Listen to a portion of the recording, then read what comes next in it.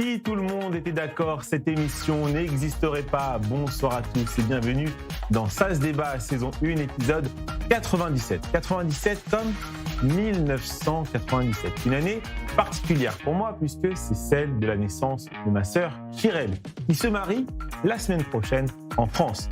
J'en profite pour vous annoncer que je vais m'absenter quelques jours pour célébrer cet heureux événement. Je ne serai donc pas à l'antenne pour les épisodes 101, 102 et quelques-uns des suivants. Rassurez-vous, l'émission reste entre de bonnes mains puisqu'elle sera présentée par Océane Nicole. Mais avant cela, nous avons encore quelques débats à mener ensemble. Au sommaire ce soir, Donald Trump parle fort face à l'Iran. Parlera-t-il encore longtemps avant d'agir ?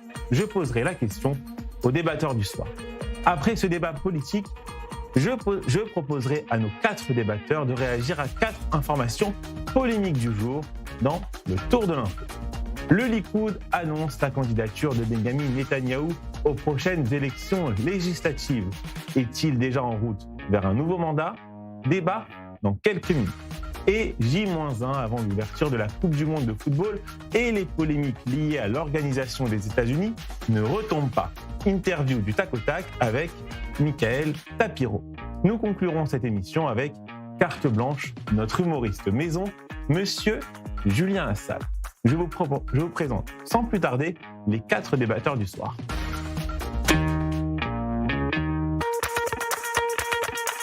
Ça se débat, saison 1, épisode 97, en compagnie de Nili Koufer-Naouri. Bonsoir Nili, comment allez-vous ?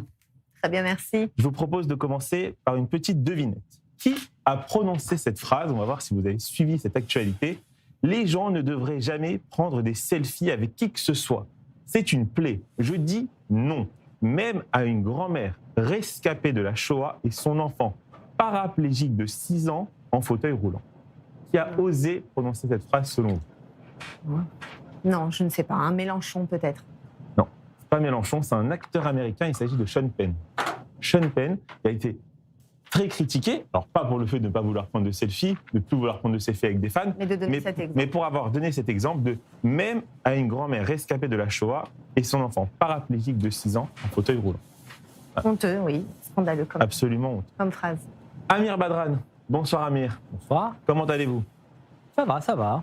On parle de politique un peu avec vous au début de cette émission. Allez-y. La Knesset a approuvé en première lecture la loi fondamentale sur l'étude de la Torah, qui consacre l'étude de la Torah comme une valeur fondamentale de l'État d'Israël. 56 députés ont voté pour, 43 ont voté contre. Que pensez-vous de cette loi qui a causé bien du grabuge, on l'a vu à l'écran, à la Knesset ? Écoutez, on a un grand problème avec ce qu'on est en train de vivre au sein de la Knesset et au sein de ce gouvernement. Concernant cette polarité, cette extrémité de droite qui est poussée à chaque fois à un nouveau record. On n'a jamais eu aucun problème avec l'apprentissage de la Torah ni d'aucune autre religion, parce qu'ici en Israël, on pratique plusieurs religions. Et on voudrait garder cette possibilité de donner à chacun de soi sa possibilité de croire et de vivre sa propre religion. Un acte pareil rend cet État de plus en plus fanatique parce qu'il a des répercussions sur notre vie quotidienne. Merci beaucoup. Cette loi va vous empêcher de pratiquer le Coran ? Cette loi va être très désastreuse pour les gens qui vivent ici, qui vivent d'une manière séculaire et qui ne trouvent pas dans la Torah la Torah est le fondement de cet État. Cet État est un État juif et il faut vous faire à cette idée. C'est un État où il y a des juifs, des musulmans et des chrétiens. Tout à fait. Je pense qu'on a bien compris. Restez comme ça. Merci beaucoup. De chaque religion est respectée dans ce pays. D'ailleurs, je crois bien que cette loi a été dealée avec les partis arabes, puisque les partis orthodoxes ont dit si les partis arabes s'assiennent sur cette loi, alors ils voteront, eux, contre la loi sur les muezzins dont on a parlé la dernière fois. Donc, il y a eu un deal aussi entre les partis orthodoxes et les partis arabes que vous représentez ici en plateau, Amir Badran. Yael Lerrer en plateau à Paris. Bonsoir Yael, comment allez-vous ? Bonsoir, ça va. Yael, j'aimerais vous interroger sur la déprogrammation de Nadav Lapid, le célèbre réalisateur israélien, au festival de cinéma FID à Marseille.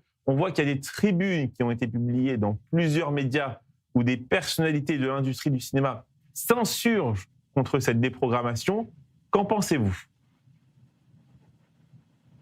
Écoutez, d'abord, il n'était pas déprogrammé, il s'est retiré lui-même. Il a décidé de se retirer lui-même et je peux lui comprendre. Et après, moi, personnellement, je ne pense pas que c'est les bonnes cibles des campagnes BDS. Il y a 2000 cibles dans la gauche, et même pas que à la gauche, on a cette tendance d'attaquer les personnes qui sont les plus proches de nous. Alors, Nadav Lapid est un auteur extraordinaire. Il a il est très célèbre en France et il a parlé, par exemple, ce matin à la radio. On lui donnait de parole partout. Il a critiqué la politique israélienne. Il est désespéré, comme moi, de ce qui se passe en Israël. Et son cinéma est très critique. Alors, toute cette campagne-là, peut-être, a donné encore une voix pour Nadav Lapid, qui est beaucoup plus important que les workshops qu'il a dû faire au festival. Merci beaucoup, Yael, pour votre réaction. À vos côtés, je salue Rachel Bourlier. Bonsoir, Rachel. Comment allez-vous ? Bonsoir, Raphaël. Comment allez-vous ? Ça fait plaisir de vous retrouver. Moi aussi. Rachel, on va partir avec vous en Irlande du Nord. Vous avez vu ces images, j'imagine, après une attaque au couteau à Belfast d'une violence inouïe. L'Irlande du Nord s'enflamme contre les immigrés parce que la personne, c'était un réfugié politique qui a égorgé et éborgné aussi malheureusement une victime en Irlande, ce qui provoque des grabuges et des émeutes contre les migrants en Irlande du Nord. Qu'en pensez-vous ? Est-ce que vous pensez que des images comme ça, on pourrait en voir ailleurs en Europe ? Mais on en voit ailleurs qu'en Europe. Alors, il faut bien nommer les choses. Il a voulu décapiter. Et ce qui est terrible, c'est que ça devient, c'est banalisé. On se souvient quand Daniel Pearl a été décapité, on était tous, c'était effrayant, effaré. Ce mot était terrible. D'ailleurs, je conseille de regarder L'Abandon, le film hommage à Samuel Paty. Et c'est très, très important de regarder. Et ces images, oui, bien sûr, ça peut arriver et ça ne devrait pas. Et il faut savoir que cette personne, elle était de passage sur le territoire en France, puisqu'en 2023, avant d'arriver en Irlande du Nord, avant d'arriver à Belfast, il est passé par Paris. Donc, ce qui est terrible, c'est... Alors, bien évidemment, il ne faut pas faire de généralité, donc ça ne devrait pas... cette chasse à l'homme ne doit pas avoir lieu, mais on peut comprendre aussi le ras-le-bol, l'inquiétude, mais ça ne justifie absolument aucune émeute, aucune chasse à l'homme. On condamne fortement toute violence, mais je sais que Tommy Robinson fait partie d'un mouvement en Grande-Bretagne et il rassemble énormément de personnes en Angleterre et qui sont opposées les Anglais, les à Britanniques l'immigration, effectivement. Exactement, et c'est dramatique ce qui est en train de se passer, mais dans toute l'Europe. Merci beaucoup à tous les quatre pour cette introduction. Découvrons maintenant quels débatteurs ont remporté les face-à-face de l'émission d'hier. À la question « Iran, Benyamin Netanyahou a-t-il démontré qu'Israël pouvait agir sans l'aval des États-Unis ?» Vous êtes 75% à avoir répondu « oui », comme Caroline Sportes. Et à la question « La gauche doit-elle s'unir derrière Jean-Luc Mélenchon en 2027 ?» Vous êtes 94% à avoir répondu « non », comme Madi Seydi. Vous connaissez désormais votre quatuor du soir, ainsi que les grands gagnants de l'émission d'hier. Passons sans plus tarder au premier débat de cette émission. Depuis le bureau ovale, Donald Trump a affirmé que les États-Unis ont frappé fort l'Iran hier et vont de nouveau attaquer aujourd'hui. Cette énième menace a inspiré l'équipe de SAS Débat et nous avons posé cette question aux débatteurs du soir. Iran, Donald Trump doit-il mettre ses menaces à exécution ? Rachel Bourlier a répondu oui et Amir Badran a répondu non. SAS Débat, saison 1, épisode 97, face à face. Numéro 1, c'est parti. Rachel à Paris, vous commencez, vous avez 1 minute pour convaincre nos téléspectateurs. Amir, vous enchaînez juste après Rachel. Est-ce que tout le monde est prêt ? Oui. Rachel, c'est à vous, on vous écoute. Alors, c'est une ligne rouge qui a fini par voler en éclats après l'attaque d'un hélicoptère américain. Donald Trump n'a pas pu continuer de seulement donner des avertissements. Il a fui, en effet, il a dû y aller. Alors on le sait très bien, puisque à peu près une vingtaine de cibles ont été touchées par des frappes américaines. Et on le sait, Donald Trump ne voulait pas y aller. Il était assez frileux, mais il ne pouvait pas faire autrement que de répondre à cet affront. Ça voulait dire sinon, ça donnait un signe de faiblesse de la part des États-Unis. Mais là, il n'y avait pas d'autre solution que d'y aller. Alors, la stratégie de l'apaisement ne fonctionne pas avec Téhéran puisque chaque semaine, le régime iranien poussait le bouchon un peu plus loin. Alors, pour Israël, cette riposte américaine est un signe indispensable, tardif, mais il fallait empêcher l'Iran, le régime iranien, de s'étendre et d'embraser la région. Et on ne pouvait pas continuer de donner une carte blanche à ce régime qui, en effet, embrase toute la région. Amir, c'est à vous. Alors, la réponse à cette question est non, est absolument non. Et elle repose sur deux aspects. Le premier aspect, c'est l'aspect personnel de Donald Trump. Il change de position et d'avis comme il change des chaussettes. Rien que ce matin, il a déclaré que l'attaque iranienne de la veille ne change en rien le cours des négociations avec les Iraniens. Et cet après-midi, il déclare qu'il va refaire la guerre aux Iraniens. Le deuxième aspect revient, lui, sur le contenu. Et les menaces de Donald Trump ne servent à rien. Je vous rappelle que 4 buts ont été annoncés à la reprise, à la sortie pour cette guerre-là, et ces quatre cas n'ont jamais été atteints. Le régime des ayatollahs est toujours là, l'Iran n'est toujours pas dénucléaire, et ces missiles balistiques sont toujours là, l'armée iranienne résiste toujours et continue à faire la guerre.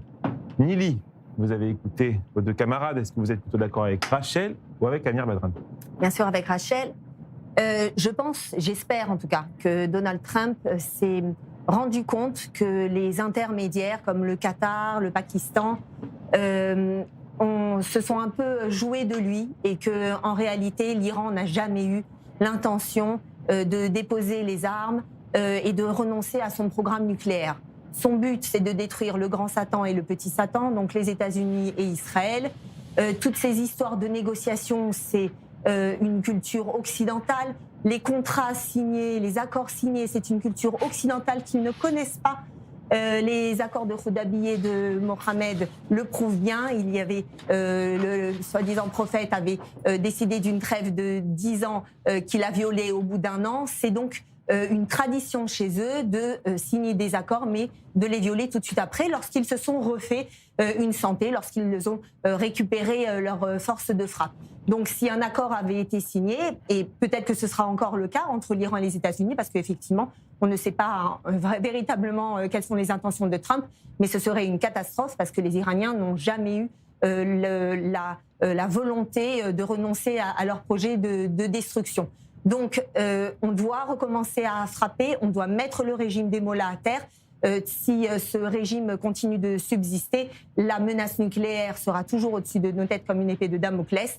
Et donc, pour l'État d'Israël, en tout cas, il est obligatoire de mener ces frappes et de terminer ce front. Mais il faut rappeler juste un mot que celui qui a rompu cet accord avec l'Iran, c'est pas l'Iran, c'est plutôt Donald Trump qui est allé en guerre alors qu'il y avait un accord que l'Iran respectait. Ah oui, parce que le détroit d'Ormuz, tout était OK. Non mais écoutez, vous pouvez trouver des excuses tant que vous voulez, mais la preuve en est que l'accord a été respecté par l'Iran et n'est pas respecté par la D'abord, on parle du cessez-le-feu, pas d'un accord. S'il vous plaît.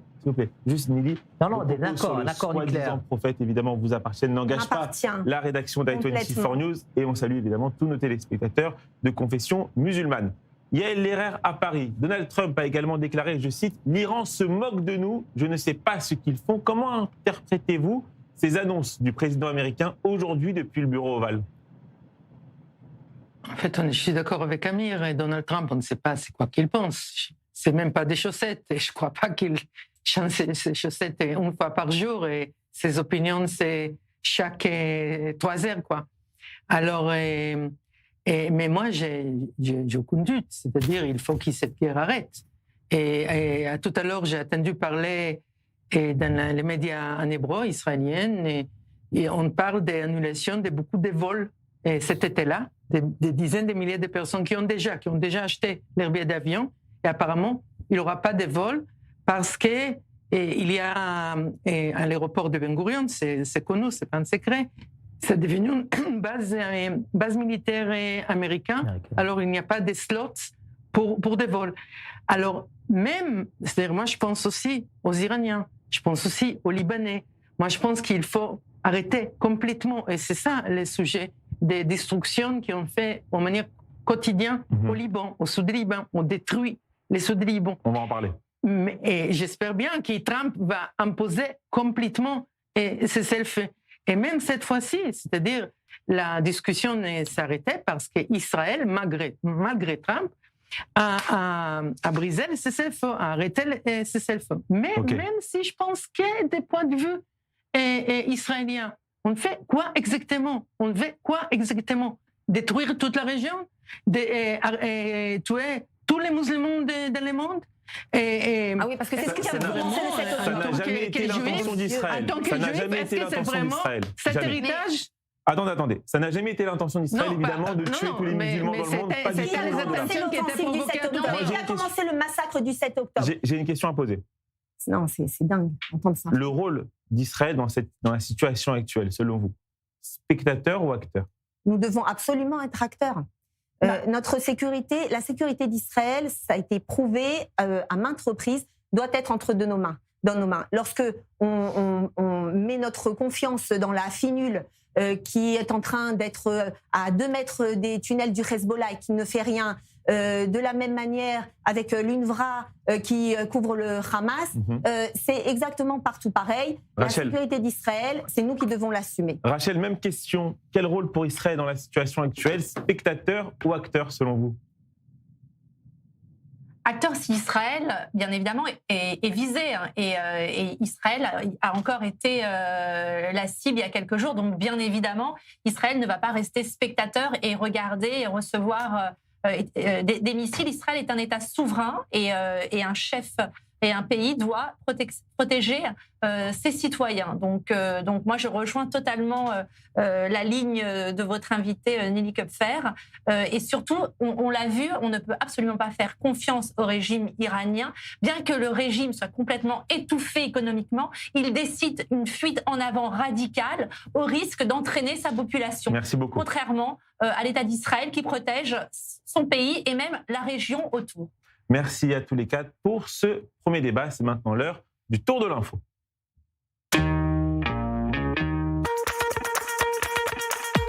Nelly, je commence avec votre information. Benyamin Netanyahou a vivement réagi aux déclarations de Recep Tayyip Erdogan visant Israël. Il a accusé le dirigeant turc d'antisémitisme et rejeté ses critiques à l'encontre de l'État hébreu. On va voir la citation. Le dictateur antisémite Erdogan, qui opprime son propre peuple, commet un génocide contre les Kurdes, emprisonne ses opposants politiques et soutient l'organisation terroriste Hamas, est le dernier à pouvoir donner des leçons de morale à Israël. Je rappelle que le dirigeant turc avait affirmé que les frappes israéliennes menées au Liban et en Syrie avaient atteint un niveau susceptible de menacer la Turquie.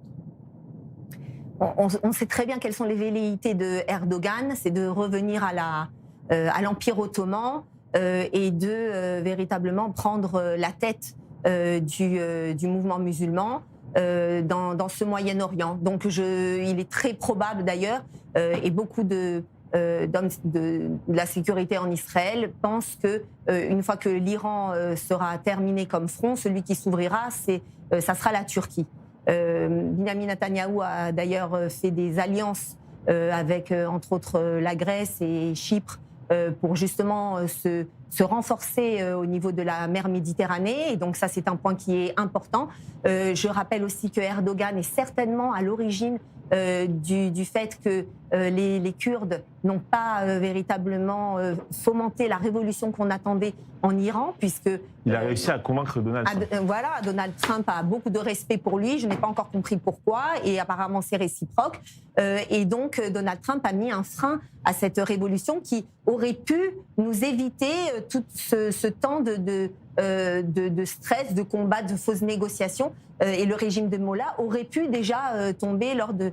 Et on rappelle qu'un ministre turc a déclaré il y a quelques jours ses velléités sur Jérusalem. Jérusalem nous appartient. Leur but est véritablement Jérusalem. Et c'est vrai, et moi je suis également persuadée que Jérusalem est véritablement le cœur de la bataille.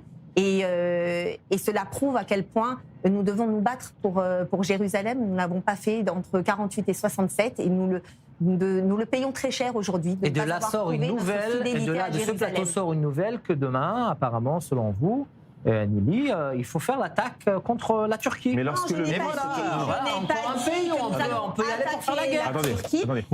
Je vous rappelle que c'est la Turquie, c'est Erdogan qui attaque. On a déjà fait la guerre au Liban, on est carrément à Beyrouth, on a fait la guerre à la Syrie. Nous faisons la guerre lorsque nous sommes attaqués. Ça, c'est la différence entre les pays arabes et l'État lorsque vous entendez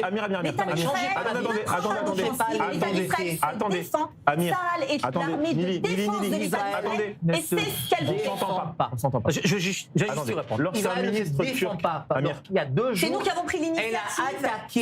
Elle a attaqué le Liban. C'est ce qu'elle a fait. Le Hezbollah n'a pas attaqué. C'est pour ça que là, on est entré dans une nouvelle guerre avec l'Iran. C'est la faute à Israël et à nul, à personne d'autre. La responsabilité. Soyez honnête avec nous-mêmes. On s'entend plus, les amis, on s'entend plus. Honnête avec vous-même. Nous avons attaqué le Hezbollah et pas le Liban. Nous sommes en négociation. Lili Amir, je crois que vous n'êtes pas au courant, peut-être. Je pose ma question. Lorsque vous entendez un ministre turc dire nous reprendrons Jérusalem, ça vous fait pas peur? Mais ça lui va, tout à fait, j'imagine. Non, mais écoutez. Un ministre turc, imaginez Itamar Ben-Gvir, parce que c'est son homologue, c'est le ministre de l'Intérieur turc. Donc on va reprendre comparaison. Ouais. Itamar Ben-Gvir qui dit demain, Constantinople sera à nous, mais vous le traitez de fou malade sur ce plateau, vous tapez des poings sur la table et vous dites Ben-Gvir, il faut l'interner. Alors qu'un ministre turc qui dit on va récupérer Jérusalem, ça vous dérange pas? J'ai pas dit que ça me dérange pas. Est-ce que vous croyez que vous sortez gagnant quand vous comparez Ben-Gvir avec ce ministre? Mais c'est un ministre d'un État démocratique. Si vous croyez que vous le mettez à pied d'égalité ou bien que vous soyez gagnant, alors vous êtes là complètement perdu. Mais répondez à la question. Mon cher Raphaël. C'est pas une comparaison qui vous rend en une meilleure position. Mais écoutez, cette position dans laquelle Israël essaie de jour au lendemain, à chaque fois de nouveau, entamer une nouvelle guerre avec un nouveau pays dans le Proche-Orient, c'est complètement terrifiant. Nous avons l'habitude. Est-ce que vous croyez que vous allez finir de la tous les jours vivre des scénarios? Laissez-moi terminer la phrase. Je sais que ça vous dérange, les vérités. Mais en tout cas, soyez capables. On oublie qu'il y a nos amis à Paris. 2, votre information, Amir Badran. Une publication X du compte de Tsahal en français accompagnée de 7 vidéos. Regardez. Un dépôt d'armes du Hezbollah découvert à côté d'un lit de bébé dans le sud du Liban. Les troupes de Tsahal ont localisé plusieurs dépôts d'armes du Hezbollah à l'intérieur de structures civiles dans les zones de Zaatar al-Gharbia et Zaatar al-Shakia. Les armes retrouvées comprenaient des fusils Kalachnikov, des missiles anti-chars, des lanceurs, des chargeurs, des grenades, des moyens de communication, des drones. L'un des dépôts d'armes était situé à l'intérieur d'un bâtiment civil et contenait des dizaines d'armes à côté d'un lit de bébé. On voit les images. Amir, en 2 minutes, un commentaire. Écoutez, c'est triste que lorsqu'on se trouve dans des situations de guerre, on arrive à des positions pareilles. Mais lorsque vous montrez des photos pareilles, est-ce que vous pensez aussi à ce qu'avaient fait le Lehi et le Haganah et l'armée israélienne qui continue à le faire, à faire des choses encore pires que ça, à bombarder par exemple à Jaffa en 1936, ce qu'on appelle le Saraya ici en face de l'horloge, là où on se trouve ici, à bombarder un orphelinat avec plus de 20 ans de morts de bébés. Mais écoutez, une guerre a aussi des règles. Il y a le droit de la guerre. Et c'est triste que les partis ne respectent pas ça. Mais de là à montrer ça en se disant, voilà, c'est choquant, non. Le triste, encore pire, c'est qu'Israël fait pire que ça. Israël a toujours fait pire que ça. C'est ça ce qui est triste. Rachel Bourlier, une réaction à ce que vous venez d'entendre rapidement?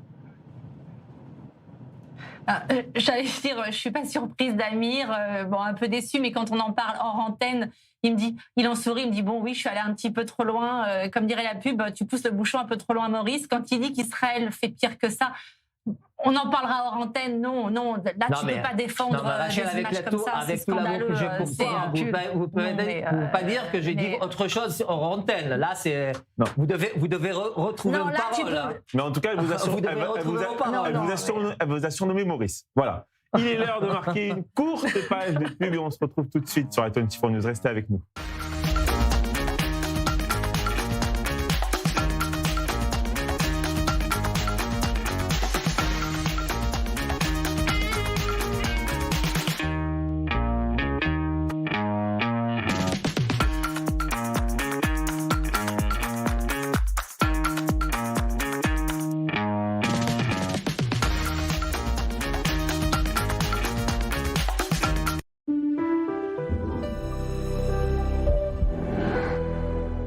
Des offres qui vont vous faire retomber amoureux de votre maison. Salle à manger, salon, fauteuil, Shumrat Azorea, tout l'ameublement de la maison en un seul endroit. Les salades sont ici, brocolis. Bonjour, pardon.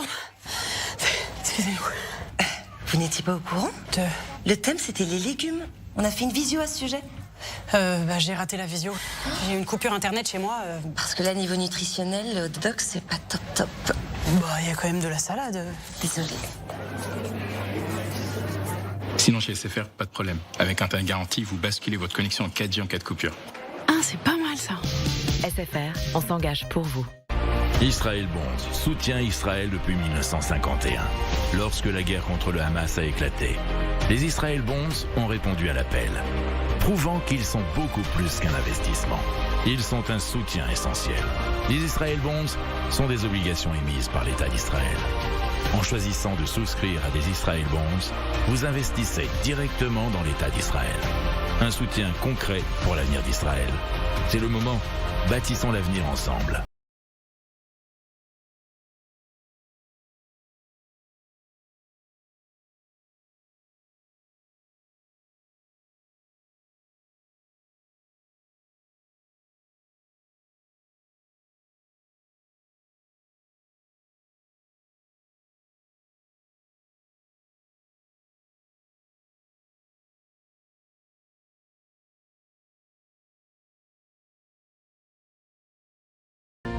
Certains achètent un bien, nous détectons les opportunités. David Jamy Group, l'expérience au service de ceux qui veulent investir autrement. Aujourd'hui, une opportunité exceptionnelle s'ouvre pour vous en Israël, en particulier à Ranana, Tel Aviv et Netanya, où nous avons signé des accords exclusifs avec les plus grands promoteurs du pays.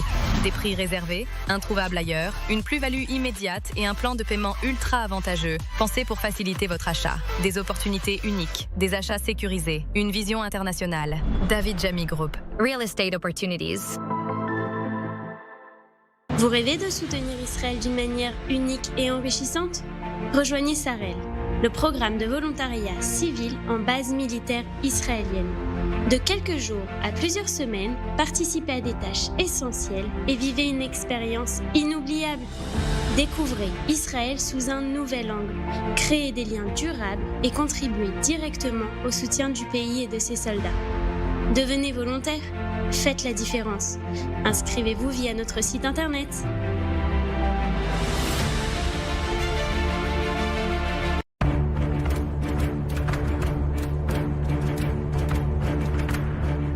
אני דיין משדרות. אנחנו 16 בנות בתוך הנבחרת. אנחנו עובדים על המופע במשך שנתיים. המופע מדבר על אירועי 7 באוקטובר. זה עוזר לנו להוציא את מה שחווינו, וזה גם חוויה, כי אתה עושה בעצם את מה שאתה אוהב לעשות, שזה משחק, ריקוד, וזה מוציא את מי שאנחנו באמת, זה גם עוזר. מוציאים את מי שאנחנו באמת, וזה גם עוזר להתרפא אותנו ממה שקרה, וגם כאילו זה גם חוויה, כי אתה מוציא את מה שאתה אוהב לעשות באמת. תבואו לראות אותנו.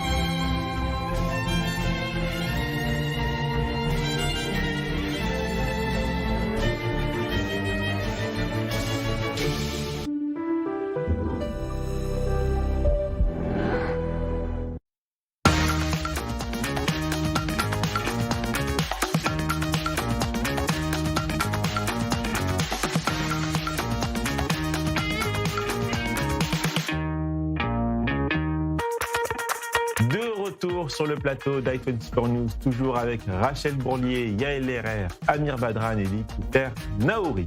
Rachel, on poursuit ce tour de l'info avec votre information qui concerne cette fois la situation à Gaza.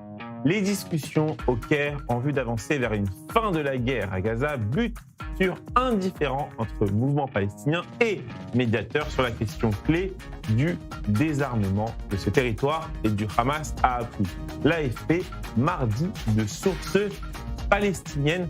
Rachel, une réaction? Alors, bien évidemment, il faut désarmer Gaza. On ne peut pas laisser...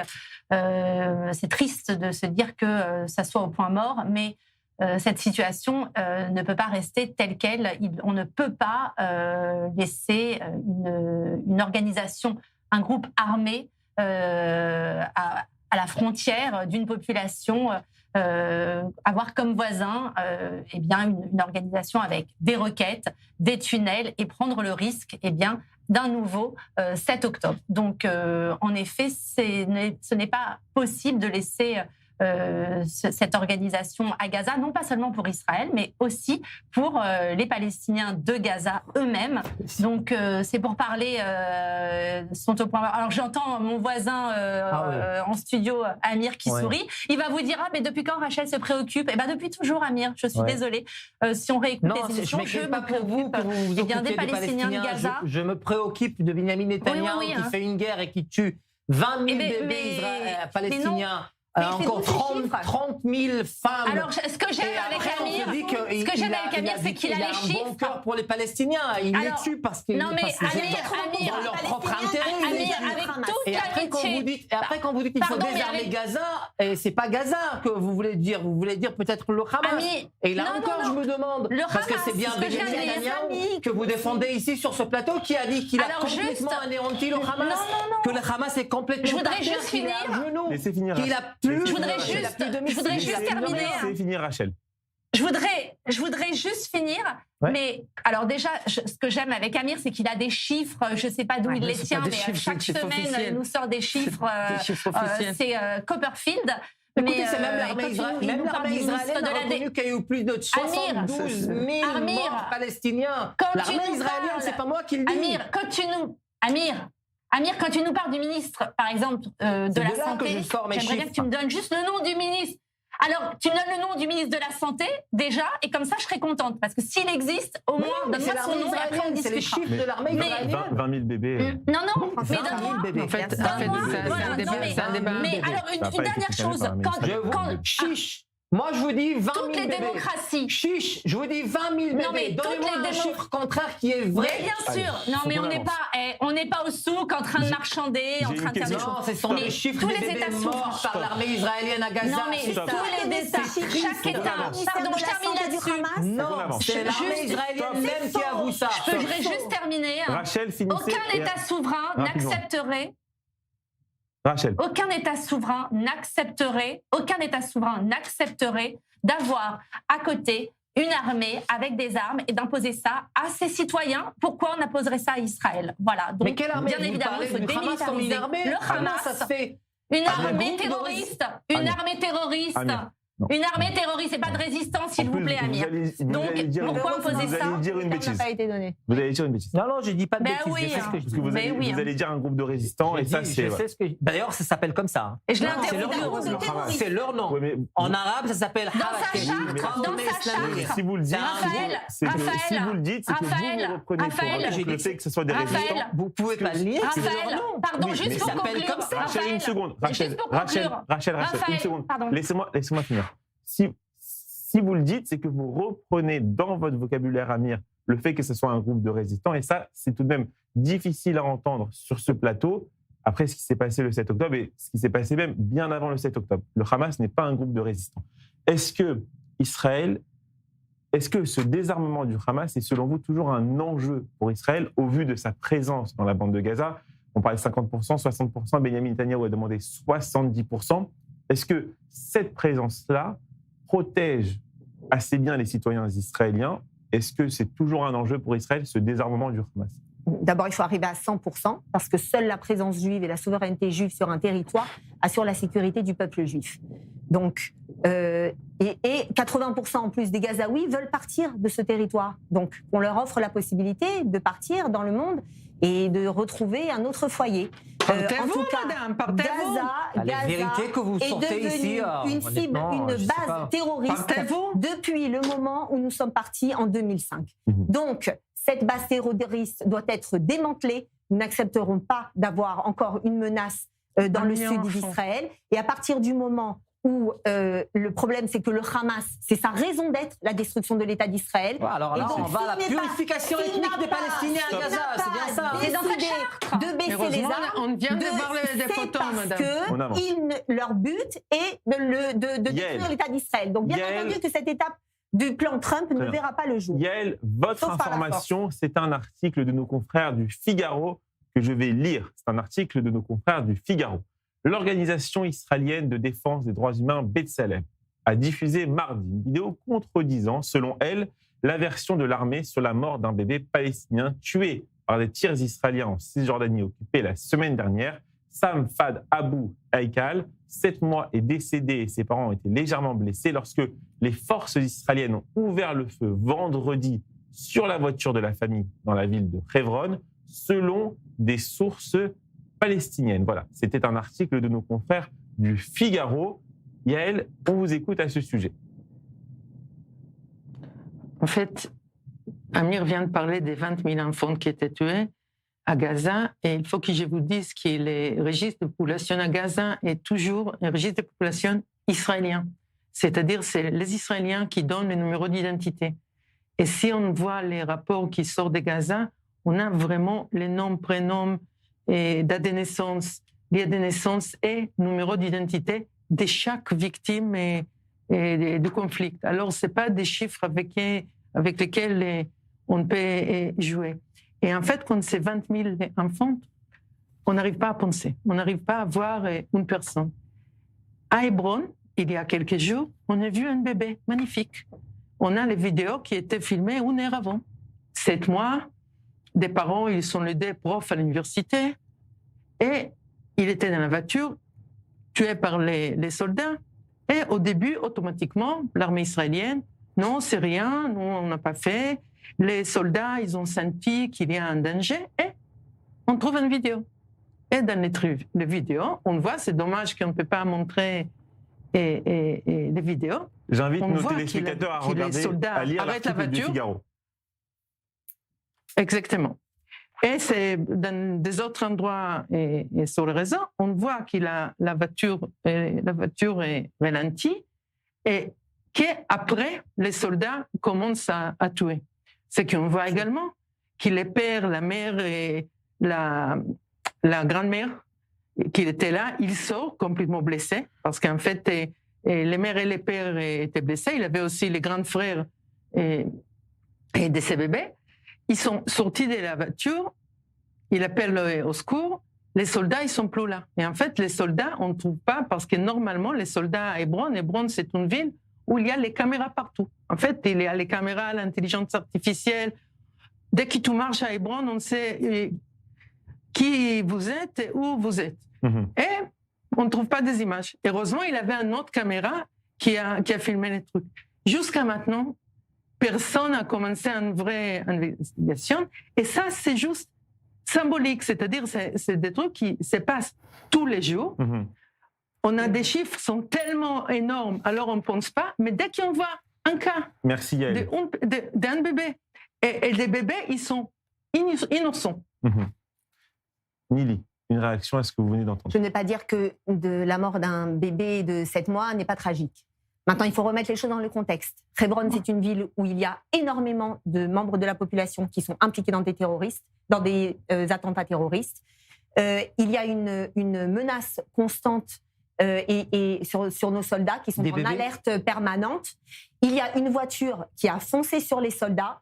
Je n'ai pas vu de ralentissement, mais peut-être. En tout cas, ce que l'on sait, c'est qu'il y a une enquête qui a été ouverte par Tsahal. En attendant, et ça, je vais le comparer à l'hôpital en 2023 qui avait été bombardé à Gaza, où il y a eu une déferlante d'antisémitisme en disant que c'est Israël qui avait bombardé un hôpital. L'enquête a été ouverte. Malheureusement, bien entendu, on a pris plusieurs jours parce que ça fait bien son travail et fait véritablement une enquête. On s'est rendu compte finalement que c'était le djihad islamique, c'était un tir raté du djihad. En attendant, l'antisémitisme a déjà déferlé. Donc c'est ça le problème. Vous menez des enquêtes vous-même, ou bien vous êtes renseigné par l'enquête a montré que c'était des Israéliens.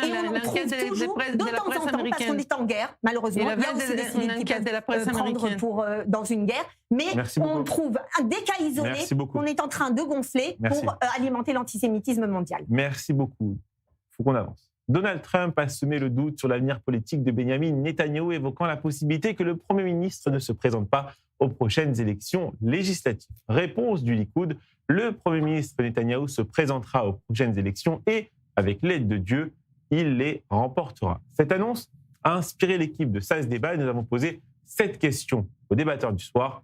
Benjamin Netanyahou est-il déjà en route vers un nouveau mandat? Nili Cooper-Naori a répondu oui et Yael Lerer a répondu non. Ça se débat, saison 1, épisode 97, face à face. Numéro 2, c'est parti.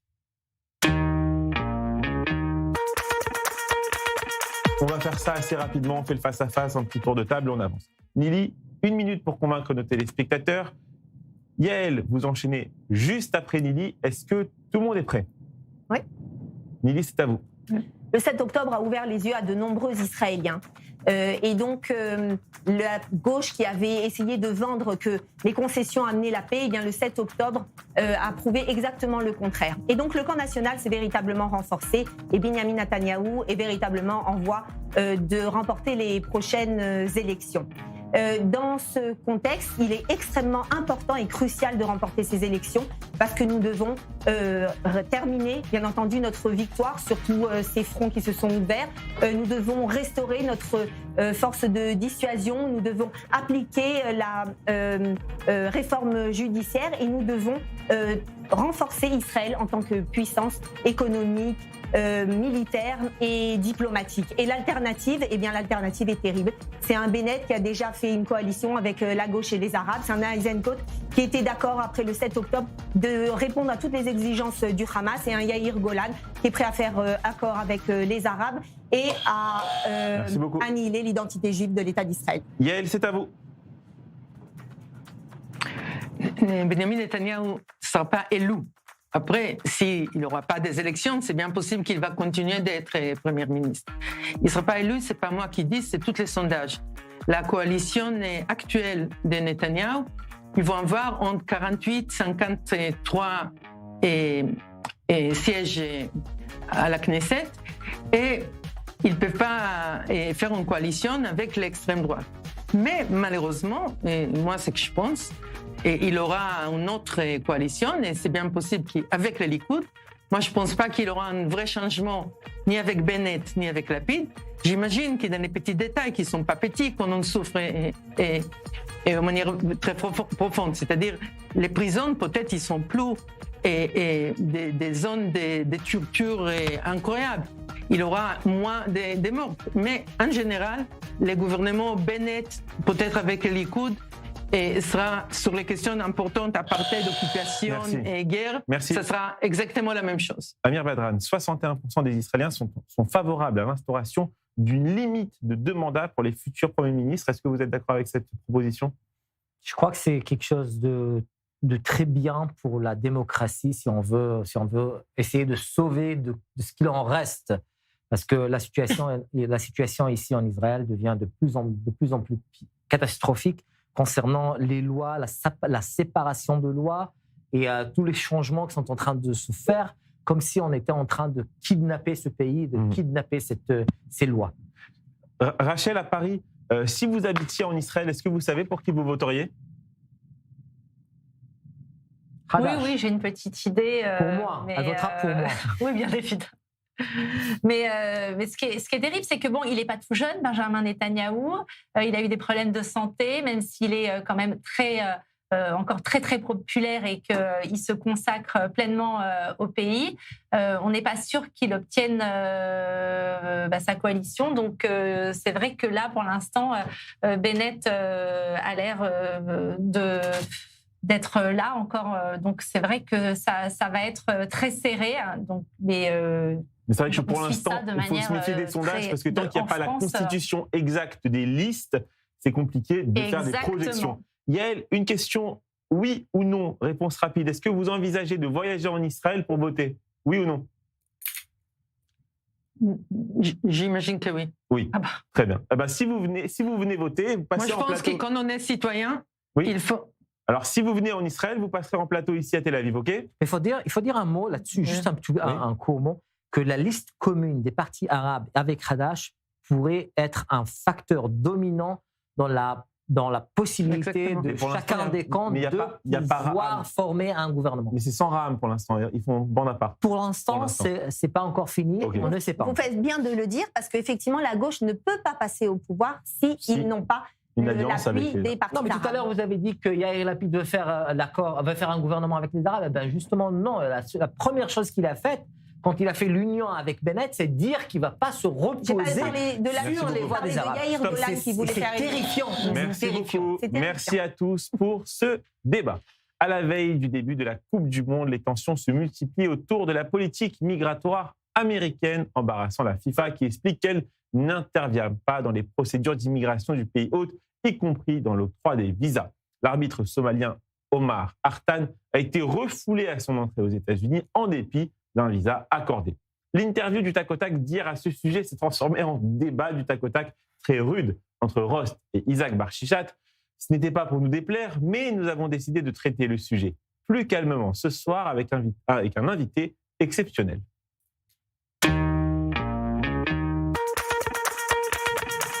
Bonsoir Mickaël Tapiro, merci d'avoir accepté notre invitation ce soir. Bonsoir. Sur 24 News. Ah oui, vous êtes au Parc des Princes. Bonsoir. Quelle Oui, belle- oui, alors voilà, Quelle belle le surprise. hasard du calendrier fait que je suis au Parc des Princes ce soir. Incroyable. Et ravi de pouvoir échanger avec vous ce soir. Un endroit où j'ai été abonné pendant de très très longues années au Parc des Princes. Voilà. Vous êtes C'est ce que j'ai cru comprendre. Exactement. Vous êtes le fondateur de Sports Management School. Comment expliquez-vous que la FIFA ne se batte pas pour que cet arbitre somalien puisse participer à la Coupe du Monde? Alors, pour pas mal de facteurs. Le premier facteur déjà, c'est que la FIFA n'a jamais joué le rôle de modérateur d'un point de vue politique. Même si quelque part, on appelle la FIFA le gouvernement du sport, la diplomatie sportive, elle n'intervient absolument jamais. On a vu certaines Coupes du Monde avec pas mal de tensions et ils s'en sont lavé les mains. D'ailleurs, je tiens à dire à nos auditeurs qu'il n'y a pas que la FIFA qui est remise en cause là-dessus, c'est que cet arbitre somalien est aussi soumis à sa propre fédération, qui est la CAF, la Confédération africaine des nations, et bien même la CAF n'a absolument rien dit. Des confrères journalistes en France considèrent que cette Coupe du Monde est, je cite, la Coupe du Monde du racisme. On l'a entendu hier sur le plateau de nos confrères de l'équipe. Est-ce que vous partagez cette conclusion? Oui, alors c'est vrai, moi aussi j'ai vu ce qui s'est dit à l'équipe et je l'ai même lu ce matin. Alors, il faut vraiment remettre dans le contexte, et c'est un petit peu mon rôle, parce que le travail qu'on a pu fournir avec le livre blanc sur le sport qui est au-dessus des conflits, c'est vraiment de remettre la géopolitique du sport à sa place. Par définition, ce qui s'est passé aux États-Unis, c'est que les États-Unis ont interdit 19 pays de pouvoir accéder au pays et donc de ne pas pouvoir leur octroyer de visa. La Somalie en fait partie. Donc, techniquement, cet arbitre ne pouvait pas rentrer sur le territoire américain. Ce qu'il a essayé de faire, c'est que par l'intermédiaire de la diplomatie, il a réussi à avoir un passeport diplomatique en passant par l'ambassade de Somalie en Turquie. Et donc, il s'est fait refouler. Voilà, donc on est très très loin d'un racisme, on est très très loin d'une problématique ni de couleur de peau, ni de religion, sachant que ce n'aurait pas été la Somalie, ça aurait été un pays européen ou un pays asiatique, ça aurait été exactement la même chose. On est d'accord qu'aujourd'hui, c'est un peu le dernier moment pour la presse de pousser leur coup de gueule, parce que dès que le coup d'envoi de la compétition sera sifflé, on oubliera toutes ces polémiques. Alors, c'est très clair parce que la Coupe du Monde, comme l'Euro de football, sont soumis à la même enseigne que les Jeux Olympiques, c'est-à-dire que c'est une trêve. Hein. Les Jeux Olympiques de l'époque antique, de l'époque grecque, a été conçu de manière à ce que ce soit une période de trêve entre toutes les guerres des pays belligérants. Et là, c'est exactement la même chose. Maintenant, il y a un petit message. Hein. Vous n'êtes pas sans savoir que la Coupe du Monde de football et la FIFA a plus de pays enregistrés autour de son organisation que l'ONU. Donc quelque part, c'est une caisse de résonance extraordinaire. Et l'air de rien, lorsque l'on regarde un petit peu la démarche américaine vis-à-vis de cet arbitre somalien, qui n'est qu'un outil par rapport à une guerre de communication, en tout cas une guerre pour occuper le terrain médiatique, on se rend compte que Donald Trump joue son rôle, c'est-à-dire qu'il veut montrer qui est le boss. Et là, il l'a montré. Alors, c'est malheureux parce que c'est un arbitre qui en fait les frais, mais on voit très bien que c'est ce qui se passe en amont de la Coupe du Monde. La Coupe du Monde sera ouverte demain. Il est quasiment certain que nous n'aurons pas, pendant les 5 semaines et demie de la compétition, ce genre d'événement. En tout cas, il va y avoir probablement, et on le voit d'ailleurs dans la presse et dans la presse française, des levées de boucliers et des thèses qui, encore une fois, épousent des choses qui ont attrait à l'antiracisme, alors qu'il n'y a absolument aucun rapport. Et je crois que c'est simplement un problème de visa. On a eu la même chose aussi avec l'équipe iranienne. Alors, revenons dans le contexte. Les États-Unis, et c'est ce qui est un petit peu dommageable par rapport au papier que j'ai lu ce matin et au plateau d'hier soir, les États-Unis sont un pays en guerre. D'accord ? Ils sont en guerre contre l'Iran. Néanmoins, l'Iran fait partie des équipes qui vont concourir à la Coupe du Monde et ils seront présents. On sait qu'il y a eu des soucis vis-à-vis de l'accession de ces joueurs et du staff aux États-Unis, mais il y a un vrai contexte. On n'est pas du tout dans la neutralité. Jusqu'alors, que ce soit aux Jeux Olympiques ou même pendant les Coupes du Monde, il est arrivé que certains pays ou certains groupes de pays fassent un boycott. Mais là, il n'y a pas eu de boycott. Et quelque part, on est régi sous l'enseigne de la FIFA aux us et coutumes des États-Unis d'Amérique. Est-ce que je peux vous demander pour nos téléspectateurs, qu'est-ce que vous faites actuellement au Parc des Princes ? Alors, oui, il se trouve que l'école que j'ai fondée en 2010, qui s'appelle la Sports Management School, est partenaire du Paris Saint-Germain et notamment du Paris Saint-Germain Handball. Et aujourd'hui, nous étions reçus avec tous les autres partenaires pour un moment sympathique et à un moment donné aussi pour fêter les titres, parce que l'équipe de handball a été championne de France et vous n'êtes pas sans le savoir, l'équipe de football a gagné la Champions League et le titre aussi de champion de France. Donc quelque part, c'est un moment très sympathique à passer avec eux. J'ai une dernière question à vous poser, évidemment, le jeu des pronostics. Une affiche peut-être préférée pour la finale, celle que vous avez envie de voir le 19 juillet et le vainqueur ? Voilà, exactement. Celle qu'on a envie de voir, parce que sincèrement, les statistiques sont jamais valables, mais s'il y a 2 équipes qui ressortent du lot, c'est d'abord et avant tout le Portugal. Okay, le Portugal a des joueurs extraordinaires, notamment ils ont le milieu de terrain du Paris Saint-Germain, et la France. Alors c'est pas simplement parce que je suis patriote, mais parce que je pense qu'ils ont une très très bonne équipe et surtout un entraîneur extraordinaire qui va livrer ses dernières batailles, et ce serait bien qu'il puisse partir avec la 3e étoile. Merci beaucoup, Mickaël Tapiro, d'avoir accepté notre invitation ce soir sur i24 News. Amir Badran, une réaction à ce que vous venez d'entendre ou un pronostic pour la Coupe du Monde ? Est-ce que vous allez suivre la Coupe du Monde ? Oui, bien sûr, je veux suivre. Je ne suis pas un grand fan du foot, mais le mondial, oui, c'est quelque chose à voir. On peut pas laisser passer comme ça. Maintenant, oui, moi j'aimerais bien voir le Brésil, vous voyez, un peu. Et la France, oui, je suis partant. Rachel ? Le Brésil, il y a Rafinha, il y a Gabriel, il y a Vinicius, ils ont une équipe incroyable. Donc bon, la France aussi, parce que c'est. Ah bah là, on est d'accord. La mais France moi, et le le Brésil, je vais les suivre. Bah voilà, là sur ce point-là, on va être d'accord sur le foot. Mais ce qui était intéressant en écoutant Mickaël Tapiro, c'est vrai qu'on peut se dire que le sport et le football en particulier sont vraiment devenus des outils de la diplomatie cette année. Merci à tous les 4. On va lancer tout de suite la carte blanche de Julien Assal.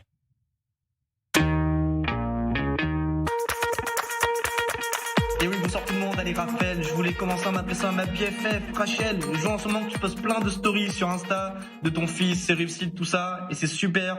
Moi de mon côté, ça fait 6 mois que je passe sur i24, et ma mère m'a toujours pas posté. Alors c'est pas qu'elle aime pas, hein, parce qu'elle a Instagram, mais elle sait pas s'en servir. Du coup Rachel, je vais te demander un service, je vais te donner son Insta pour que tu lui expliques. Voilà, et aussi parce qu'il faudrait qu'elle ait au moins un follower en dehors de mon père et mes sœurs. Parce que sinon c'est pas un compte, c'est un groupe WhatsApp. Et surtout parce que là, ma mère, c'est mon influenceuse, mais trop discrète, ce qui est pas normal pour une Tunisienne. Donc si tu peux lui montrer ma BFF comment ça marche, ce serait super. Bon, et pendant que j'essaye de gérer l'Insta de ma mère, d'autres gèrent la campagne présidentielle, Et oui, la campagne présidentielle est lancée. Jean-Luc Mélenchon a fait son grand retour en meeting à Saint-Denis. Il a annoncé 26 000 personnes. Alors attention, en politique, compter les gens, c'est comme compter ses calories pendant les vacances. Chacun sa méthode de calcul. Et il a repris le slogan du RN, on est chez nous. Là, on dirait un élève qui copie son voisin pendant un contrôle et qui dit j'ai copié, mais avec des valeurs républicaines. C'est sûr que ça change tout. Bon, et Mélenchon, lui, dit qu'il parle d'une France ouverte et inclusive, comme quoi, avec les mêmes mots, on peut faire 2 recettes complètement différentes. Il se voit déjà au second tour, alors que l'élection présidentielle est dans 11 mois. D'un côté, on demande bien aux élèves de choisir leur avenir avant même d'avoir le bac. Et il demande à toute la gauche de se rassembler derrière lui. En gros, soyons unis, mais derrière moi. Il est vraiment, vraiment trop fort. Ils sont 15, ils veulent tous l'union, mais chacun va être le chef. C'est comme un groupe WhatsApp. Au bout de 10 minutes, t'as déjà 4 sous-groupes. D'ailleurs, j'en ai un nouveau là, avec Rachel, ma mère et moi. Allez, à demain Raphaël. Merci à tous, bonne soirée à tous sur les News. Tout de suite, Myriam Aman.